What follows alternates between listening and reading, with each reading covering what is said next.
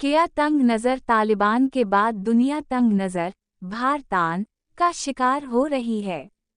ये एक बहुत बड़ा सवाल है जो आज हर ज़बान पर है।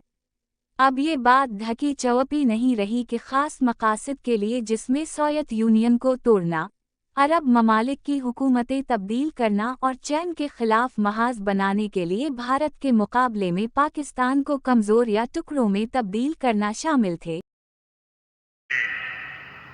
पाकिस्तान के अवाम को आगे आना होगा, पाकिस्तान के नौजवानों को आगे आना होगा। सुख चैन की जिंदगी जियो, रोटी खाओ, वरना मेरी गोली तो है ही। मुस्लिम तंग नज़र गिरोह, ग्रुप और तंजीमें बनाई गईं, मगर इसके बरखिलाफ भारत ने तंग नज़री खुद इख्तियार की है। अगरचे मग़रिब ने भारत के लिए इलाक़े में चैन और पाकिस्तान के खिलाफ सियासी और अस्करी फ़ौक़ियत की मंजूरी ज़रूर दी थी, मगर वहाँ की ब्यूरोक्रेसी को तंग नज़र भारत बनाने का नहीं कहा होगा। ऐसा करना शायद भारत की क़यादत ने खुद तय किया होगा। ये भी हकीकत है कि मग़रिब ने सोवियत दुश्मनी के लिए पाकिस्तान और अरब ममालिक में जन्नत के ख्वाब दिखाकर जिहाद करवाया, मगर पाकिस्तान और अरब अवाम की अक्सरियत ने कभी तंग नज़री को कबूल नहीं किया। पाकिस्तान में तो इसका सवाल ही पैदा नहीं होता। हालिया 4 रोज़ा पाक भारत फ़ज़ाई और ज़मीनी जंग ने भारत का तंग नज़र चेहरा दुनिया के सामने अयां कर दिया। दुनिया सोच भी नहीं सकती थी कि मोदी और उसकी पार्टी भारतीय जनता पार्टी और उससे जुड़ी दूसरी तंग नज़र जमातें भारत को इस कदर तंग नज़र बना देंगी। जंग के बाद बम्बई में कराची बेकरी जला दी गई, हालांकि उस बेकरी का मालिक खुद हिंदू ही था।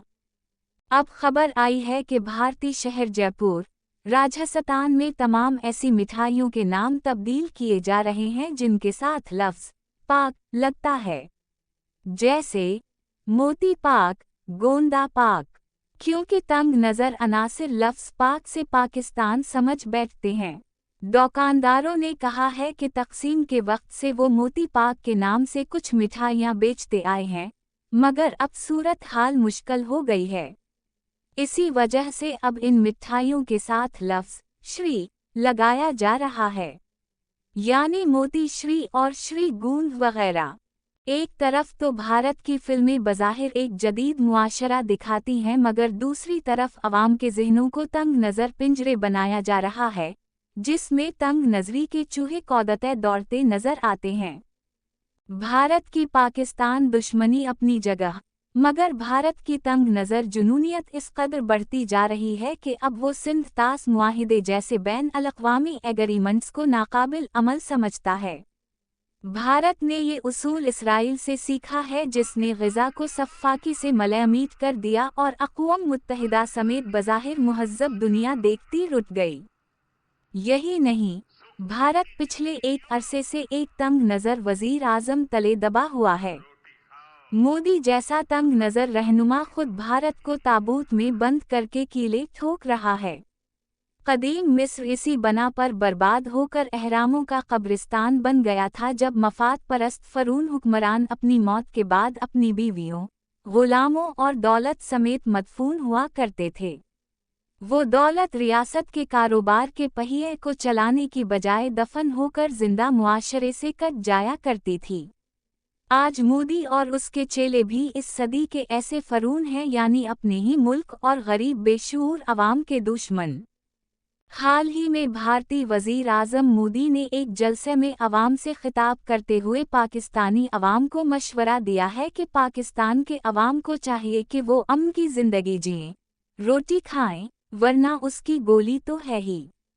एक मौजूद वज़ीर आज़म का ऐसा फ़िरौन बयान समझ से बालातर है।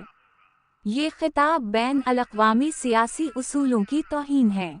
ऐसे लगता है गोया हम दूसरी आलमी जंग से क़ब्ल के दौर में जी रहे हैं।